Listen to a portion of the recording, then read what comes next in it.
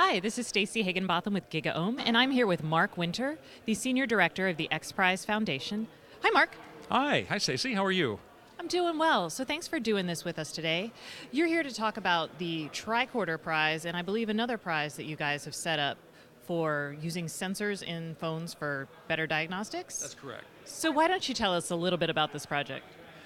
There are two major prizes. The Qualcomm Tricorder X Prize focuses on a clinical device, a medical device, but it is designed for consumers, for consumer use, that will be able to diagnose up to 15 medical conditions and also monitor 5 vital signs.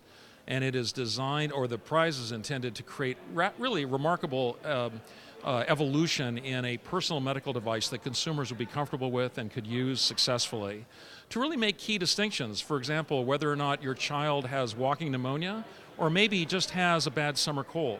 It's that kind of clarity and simplicity that we're seeking in this device for consumers. And why is something like this both important and something we can think about doing now? Well, one of the important things to recognize is the healthcare industry is under a tremendous stress right now. The number of available general care physicians is declining rapidly. At the same time, the population on the whole is growing older, and we're seeing a greater and greater decrease in available healthcare and medical care. I think the intention here is to really create an opportunity for a collaborative healthcare system where consumers can take more active charge of their health and work collaboratively with their healthcare provider. And also, most importantly, not be running directly down to the emergency room every time there's a problem, because that is one of the major drivers that are affecting the entire cost structure of the healthcare system. Now, I've seen this on Star Trek. So what today enables this to happen? Well, a number of things have converged that are remarkable. First of all, the general network topology for carrying data and information wirelessly, which of course Qualcomm is a leader in, has absolutely revolutionized the field of wireless healthcare. And secondly, we have more and more powerful handheld platforms and embedded systems that can handle complex analytical tests like never before.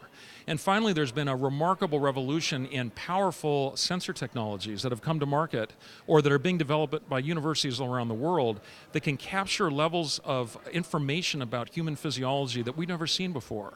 So all of those factors coming together really create a fertile environment for this tricorder-like device, which Qualcomm has been wonderful about sponsoring as a prize and a competition globally. So if I'm envisioning this tricorder, I'm thinking about things like recently, I believe there was some research that scientists could detect Parkinson's in someone just by listening to their voice as they talked into their smartphone.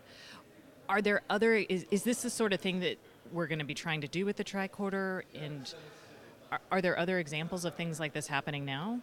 It's not a week that goes by today in any of the popular media, in the Wall Street Journal and many magazines and publications, where there's not a story about a new clinical breakthrough, where somebody has been able to connect the dots between a particular physiological state and a new way to measure it. Just literally a month ago in the Wall Street Journal, there was a really fascinating article about being able to look within the eye like a retinopathy detector and look at patterns of veins in the eye, and the swelling of those veins is an early predictor accurately, and it's clinically vetted, of a predictor of stroke or impending stroke. And that's a revolutionary kind of detection system that could be incorporated into the tricorder. And the tricorder, when does this competition end? About June of 2015 is its conclusion, and registration for teams is closing in January of this year. We currently have about 267 teams that are pre-registered to compete for the prize. And do you build the tricorder or do you build the sensors for the tricorder? Well, there's two different tracks here. There are teams that are going to be focused on building the tricorder and the related systems that may go with it, which might include access to clinical databases or knowledge systems in the cloud, and also potentially developing their own sensors. We have a companion prize that is sponsored by Nokia that is actually focused just on creating new innovative sensors. That is the Nokia Sensing X Challenge, and we've timed these together so that the contributors or the teams developing sensors can bring that sensor technology to the teams building the tricorder. So we're hoping for a powerful collaboration between these two prizes and these two groups. Awesome. Thank you so much, Mark. Thank you, Chase. Bye.